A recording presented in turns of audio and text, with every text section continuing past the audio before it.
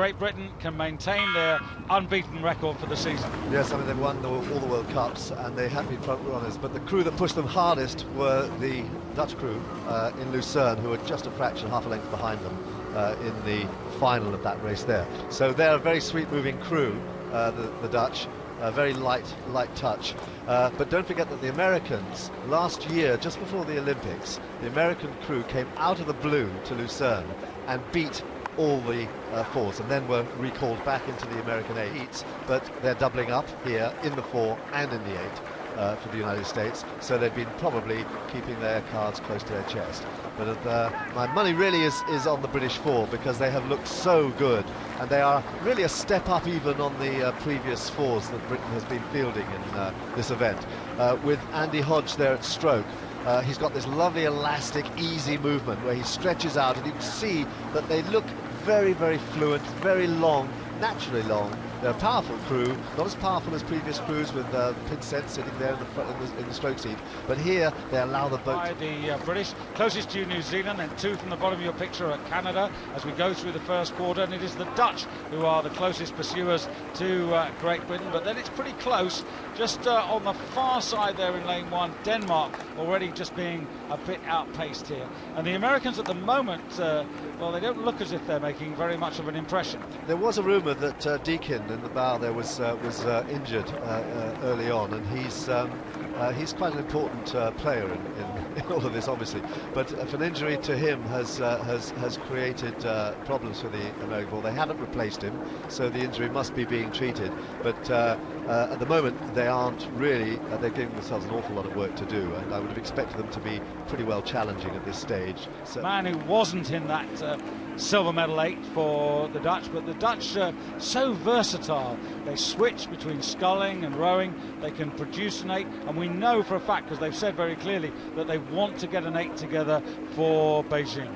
Well, you can see, look the way they row. They sit up there, and you can see there's only they really, of the rest of the field, only they match that smooth elasticity of the British there. Their boat just travels beautifully. Vermeulen is a terrific stroke. He's not a big guy, but he just sits there and he allows the rest of the crew to row well. Andy Triggs-Hodge, and then Alex Partridge. Good to see him having a good season after that collapsed lung ruled out his Olympic possibility a year ago. Peter Reid and Steve Williams, and at the half distance it's Great Britain and Holland pulling away now from Canada, and difficult for Mike Spracklen after the disappointments of Athens and the Olympics to re-energise, to re-motivate his crews. Very difficult, and in fact his 8 didn't make the final in the semi-finals, but his 4 has come through very well. It's a new 4, voting from the Cox 4 that did so well last year in the World Championships. They got the silver medal there. But here, Holland holding on well to the British 4. The British 4, they came up, and the British 4 just moved away again a little bit. But you can see the way that crew flows so well. Sitting at 2, Peter Reid, he's only been rowing for 3.5 years, so he's very new to this. This is completely his first year. He and Hodge were both in the Oxford crew that won the boat race earlier in the year in April. And for him, it's been win-win-win all the way through. They've won the 3 cups, they won at Henley, and they've won all their races up until now. So this is the big test for this British 4. Can they actually now, in the second half here, open up and move on and away? Well, this third quarter is certainly going the British way, because they have opened up here and they're visibly quicker than the Dutch. And in fact, there's clear water there, Dan, between the 2 crews now, and it's a fight of 2 parts now, a fight for gold and silver, and who is going to get the bronze at the moment. Canada still in very much with a shout, with Denmark on the far side trying to get back into it, but they've got an awful lot to do.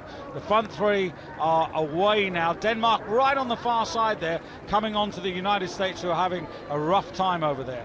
Yes, it was interesting to just see the British crew changed gear, went up to 37 strokes a minute from a very smooth 36, and just moved that little bit away. It's very nice to see how just by one stroke a minute more, you actually see the difference. You see the crew move on. Not often, that doesn't always happen. You see a crew move up and it doesn't actually go any faster. But that was certainly, they just stretched out and they moved on that little bit more. But the Dutch have started to respond again.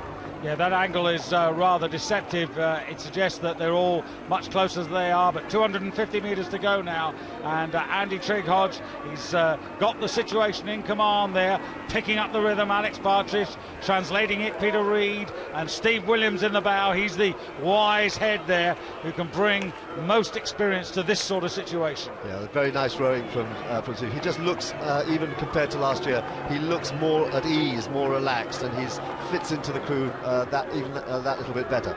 They move very, very well together. The boat moves well. The Dutch are putting up a very good fight there to try and get back on terms, but certainly it does look like Britain's going to come. But here come the Dutch. Just about 10 strokes to go. No danger, I think, now to Great Britain, but look at Denmark on the far side there, finishing like a train. Canada still in third place, but the Danes doing all their best work as Great Britain, Andy Trigg-Hodge, Alex Partridge, Peter Reid and Steve Williams take the gold medal and maintain British winning ways in the men's four. From the Dutch, Canada third, Denmark into fourth place, but all too late, ahead of a troubled American four, and coming across the line now, uncharacteristically.